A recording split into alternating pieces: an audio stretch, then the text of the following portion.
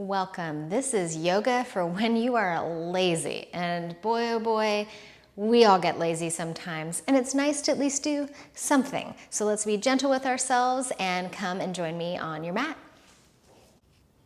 So as you can see here, I have propped my hips up on a blanket. If you have a blanket or a towel, feel free to do that. Let's go ahead and sit up nice and tall, close the eyes, and drop into our breath.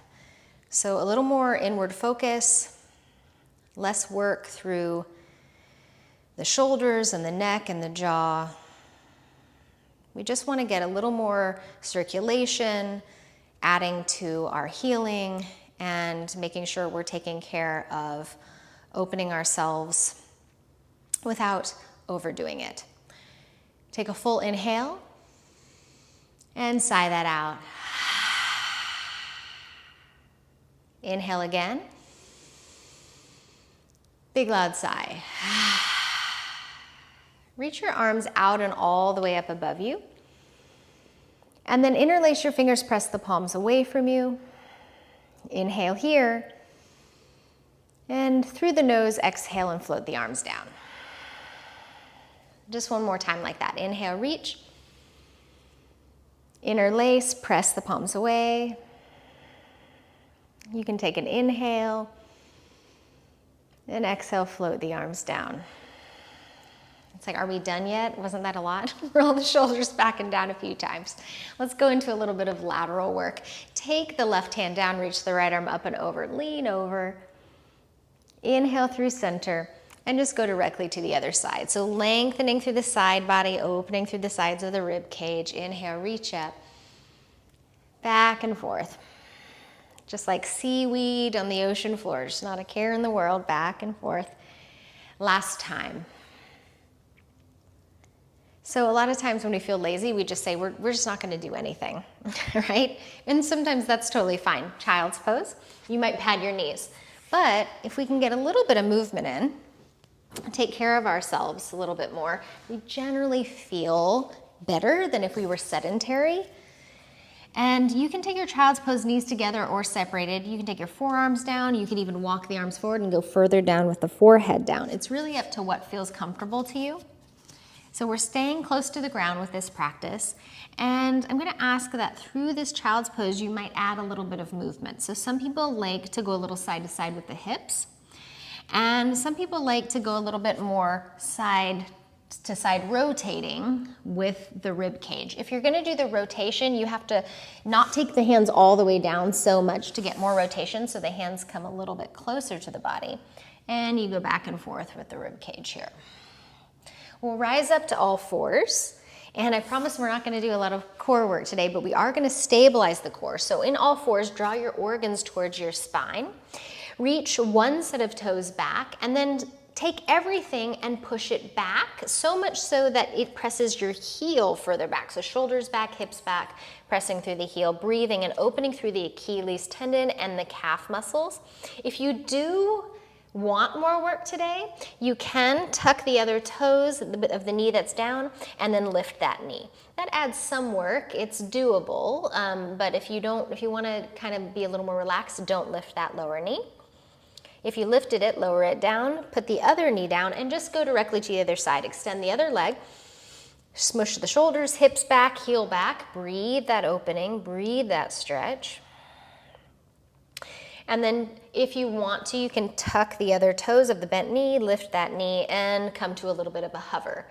So again, that's your choice. Always have the choice. If you lifted the knee, lower it down, lower both knees down, and reach back for child's pose. Now, if you prefer a downward facing dog, you can always put downward dog in place of the child's pose or vice versa. Soften the neck in whichever posture you're in. And again, go towards the breathing as the number one. Everything else, all the shapes you make, are secondary to the breath. Inhale here. And let's go back to that all fours position. And then from here, we can move our blanket or our towel out of the way and come all the way down onto your belly. If you like to use a little bit more work through the transition, you can do a knees down plank and lower down, or a full plank and lower down, or you can just belly flop down. Again, but this is a lazy day. Let's not do too much. So take your forearms and make them parallel with the short edge of your mat. Widen your knees a bit and rock your ankles and shins side to side. So we're just giving a little twist of the femur head into the pelvis, a little bit of turn of the pelvis depending on how far your feet are going to the sides. Relax the glutes. And then we'll come into a sphinx pose. So taking the forearms underneath the shoulders or even a little further forward if that's better for your spine. Fingers are spread gently wide. Roll your shoulders back and just lift the chest to the point where you're not jutting the chin or looking up, but more so looking straight forward or even slightly down. Just a little bit more opening in the heart, slight bit of work in the back. Inhale. And exhale, come on down for the rest. Bend the knees and rock side to side. You can put your chin down or your forehead or the side of your head down. Back and forth here. And then lower the legs, lower the tops of the feet. Come back into that sphinx pose. Shoulders roll back, little bit of a lift. So we're just finding accessible back bending that isn't Cirque du Soleil or like making ourselves into a pretzel. Inhale here. Exhale here. Inhale. And exhale, come down. Bring your hands alongside of the chest and shift back into your child's pose or, as you know, a downward facing dog, depending on the level you want to go to, and add some gentle movement within either of those postures. So I'm going to recommend that you grab your blanket and we'll get into the hips and hamstrings a little bit more in a gentle way that is just phenomenal for the body, even especially if you have low back stuff or if you've been seated a lot. So you might want to use something if you have any height books or soup cans or just something to put your hands on. It's not necessary. You can always use your fingertips. But just pick one foot and put it in front of you and place it down. So how the distance apart you are with your front foot and your back knee really depends on how you feel in the low back and the hips. So you can scoot them further apart, not to the point where you're dropping in and just hanging out, but that there's structure there, you're feeling a stretch and the lumbar feels good. Breathing here. We're going to go back and forth through this pose and half Hanumanasana, shifting back. So as you're ready, use an inhale, open your heart a bit. Exhale, shift back, back of the heels down, spread your front toes, reach your hips back, and just breathe as if you're painting the back of your leg with your breath. Roll back forward, pelvis forward, foot down, breathing here as if you're painting the front of your hip with your breathing. And then shift it back into that half split. Spread the toes, breathing here. Notice if you're carrying tension in the neck or jaw and let that go. And then back into pelvis a little bit more forward. And heart lifts. You can have the toes tucked on that back foot or the top of the foot down depending on what feels better. Now shift everything back a little bit so that you're not hanging out in too much of an opening in that hip. Scoot everything closer together and then bring the knees together. That will be better for the hips and the low back. Here's your choice. Do you want a downward dog or a child's pose? And then is there movement gently, like you're just molasses slow moving through? Is there some sort of movement that would help you get into the nooks and crannies that are feeling a little bit less tended to? And then lower the knees down. So we're going to take it to the other side, whichever foot you didn't put forward. Take that forward. You can even use your hand to move that forward. And then possibly you're using height underneath your hands. Pelvis draws forward. You can make that space between the front foot and the back knee, breathing. And then we'll shift back into that half split. I really do recommend to try to spread those toes out. It'll probably feel awkward, which means you're doing it right, to help open the arch of the foot and the back of the leg. And then coming back forward, opening the front of your back hip, and back. painting the back of your leg with your breath. Just know that at any time, if you lose the breath, if it is getting stiff or you're holding it, you're human. That happens all the time, even to yoga teachers. Just come back to it. And then we'll go back, pelvis forward, breathing here. If you're hunching, just roll the shoulders gently away. If you have a tendency to lead with the chin, soften that out. Now let's scoot everything a little closer together, front foot, back knee. Then bring the knees together and you guessed it, child's pose or downward facing dog. If you're in the child's pose, knees can be together or separated, and then you might just play with rotating palms up and palms down. Just a little shift here, a little rotation that happens. We don't kind of just walk around doing this a lot, but just to kind of play with that and give some rotation in the joint. And then let's join in all fours, please, and turn your fingertips towards your knees and the heels of your hands away. The more the shoulders are over the wrists, the more accessible this will be. This should feel freaking weird, because it is weird, okay? But it really is helpful for the hands, for the shoulders, for the forearms. Breathe here. If you are not feeling very much stretch, then you're probably in a very small percentage of people. You can shift back further to increase that stretch. Breathing. And then turn the fingertips back forward. Move your props out of the way. And this time we're gonna come onto our back bodies and we're gonna do a lot of nice work there, again, close to the ground. So roll on down, come on down, join me here on the mat, and hug in with the knees, rock side to side. Now, if you're already feeling a stretch here by doing this, it's probably indicative that you want to ease off going into deeper variations of what we're about to do, okay? So you're probably going to want to take the first option and not go deeper if this is already a stretch. Soles of the feet come down, and then cross one ankle to the top of the other knee. Engage the ankle and spread the toes like we did in that half Hanumanasana a moment ago. Breathing here. So this is where, if you were already tight before, you might want to stay. You can draw a little closer in, taking your hand, so if your right leg is the one that's crossed, your right arm goes through the little triangle, left arm around, front of the knee or behind, and draw in here.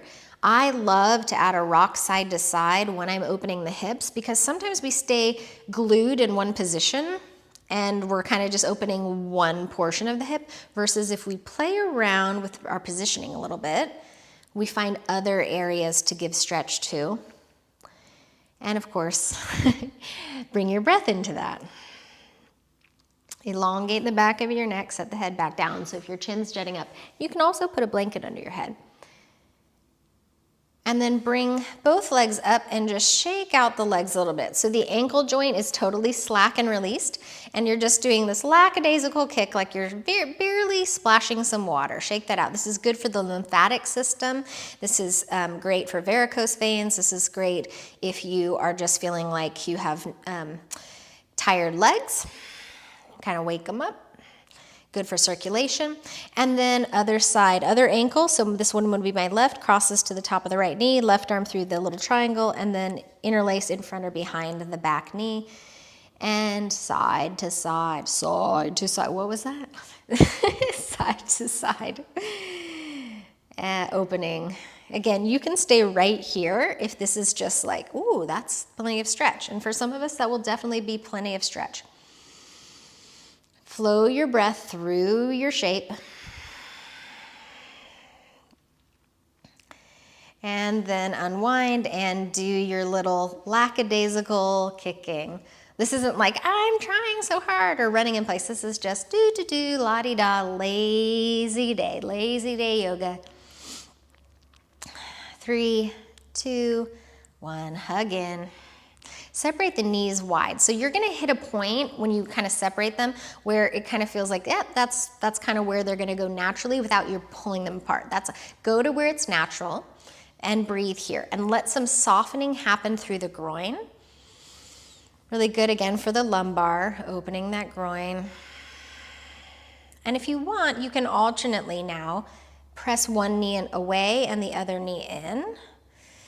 Or you can just kind of hang out where you were, or you can just do a little side to side. It's almost like you're turning a steering wheel and letting the pelvis rotate a little bit. See what feels right there?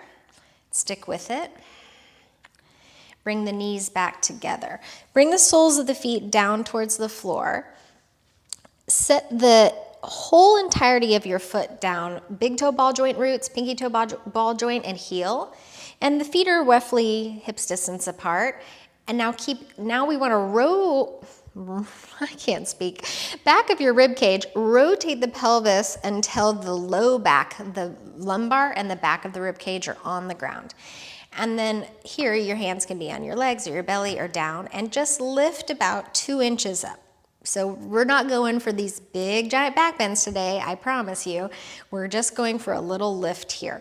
There's some engagement happening that we want to keep that, and then breathe through that engagement. Only start to lift a little bit higher, maybe even lifting the back of the rib cage if that just feels phenomenal, and you can scoot your shoulder blades a little further in, but this is less lazy than the first option, which isn't actually completely lazy.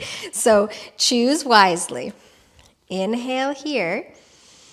And exhale, slowly come down. You can even lift your heels if that helps the knees to feel better as you take the pelvis down. Bring one leg forward and the other knee in, and find opposition. Press through opposite heel and draw the knee in. Switch that, other side, opposition. Draw one in, other extends. So twice more. Draw in the opposite knee, extend the other leg. And last time, other knee, extend the other leg.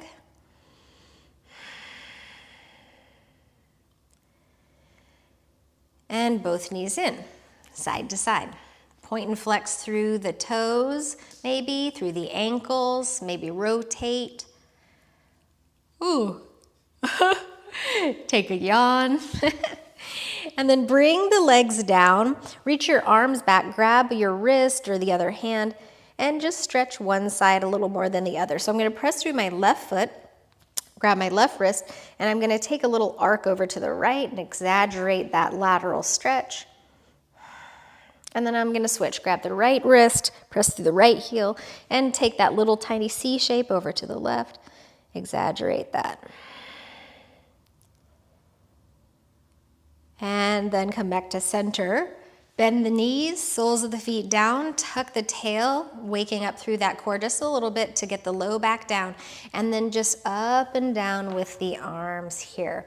So take it nice and slow. If you want to marry that with a breath, maybe the inhale lifts the arms up and back, and the exhale takes the arms down. So you add the little bit of work by keeping the organs towards the spine and the lumbar on the back rather than letting the lumbar lift like this. And that actually changes the work in the back and the shoulders.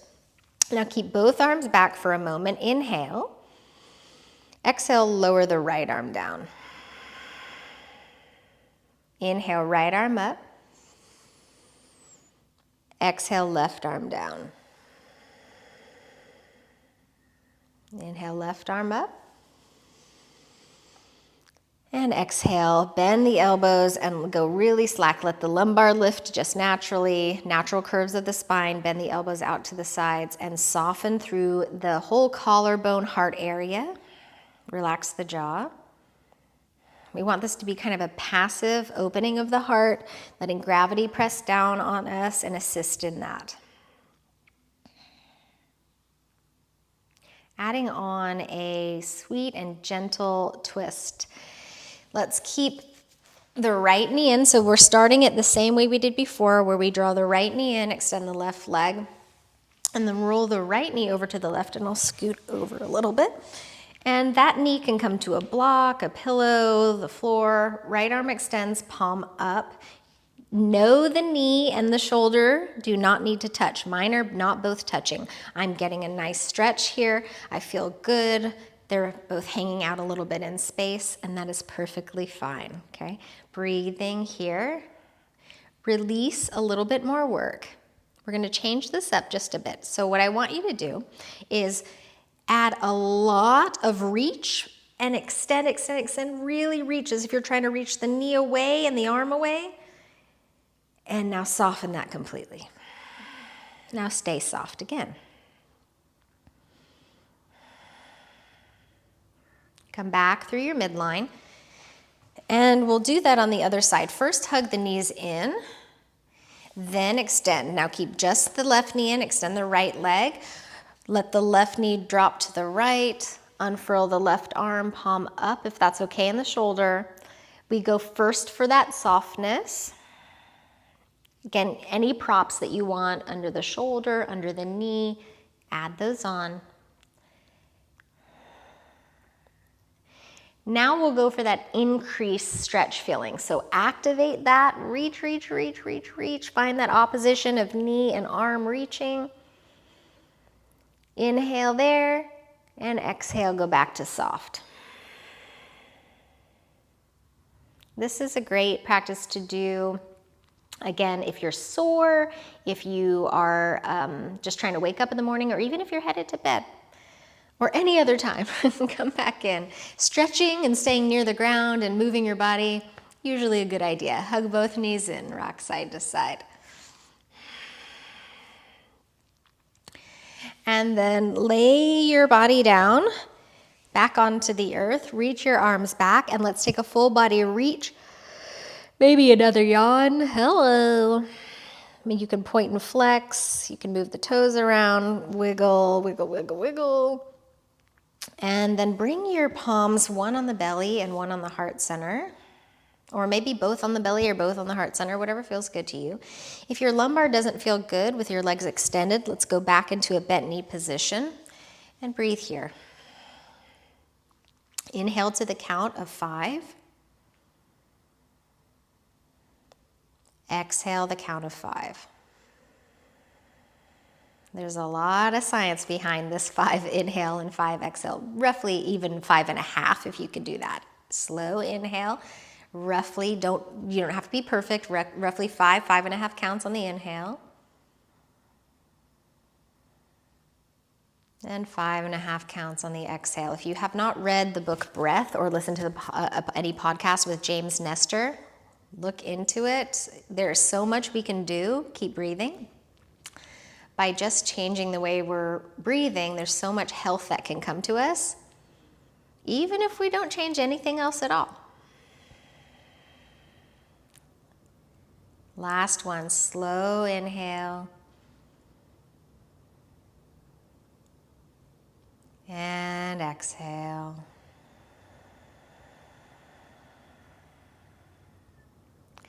And maybe you're ready to go into a nice little nappy nap. Stay here as long as you can. And make sure that you take care of your body, giving it rest when it needs, water when it needs, movement when it needs. Thank you so much for showing up. It's easier kind of to show up when we have a lot of energy for more these energizing practices. I think it's harder for us as humans to show up when we're feeling really lazy. So my hat is off to you for taking the time to do this movement, even though you're feeling like a little bit lazy. It's a lazy day here, lots of clouds in the sky, and I'm glad that I was able to practice with you. I'm Lizzie Brooks. If you enjoyed this, got any value, please do like and subscribe. Leave me a comment. I will get back to you. Have a wonderful day. Namaste.